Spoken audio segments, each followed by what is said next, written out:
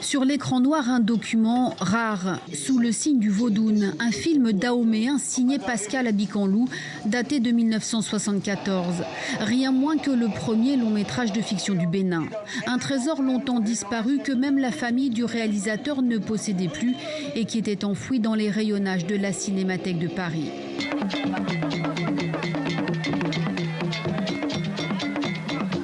Sous le signe du Vaudoun raconte l'histoire d'un jeune dahoméen qui néglige les offrandes rituelles aux divinités du vaudou. Un film témoin de la culture dahoméenne, mais à l'époque le Bénin était marxiste et le vaudou interdit. Mais le marxisme-léninisme ne faisait pas bon ménage avec le vaudou, mais avec le génie béninois, dans cette période à laquelle vous faites allusion,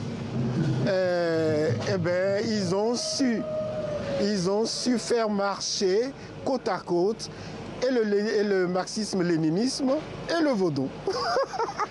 Car même communiste, le Bénin a su conserver ses secrets, ses rites et ses croyances. Toutes ces cultures dites endogènes que le festival de Porto Novo met à l'honneur. Ce que je comprends du vaudou en tant que yovo, en tant qu'étranger à ce pays, c'est que c'est quelque chose qui tient la société, dans son corps social, dans son humanité.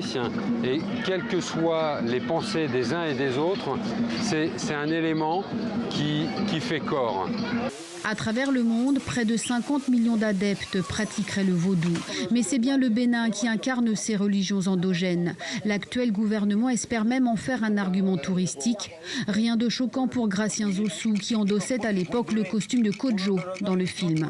Il est normal que le vaudou prenne de la valeur marchande et de plus en plus culturellement soit un domaine dont nous pouvons nous inspirer pour faire de bonnes choses. Officiellement, les Vaudounsi, les pratiquants ne représenteraient que 11% de la population. Mais les initiés aiment pratiquer l'art du secret.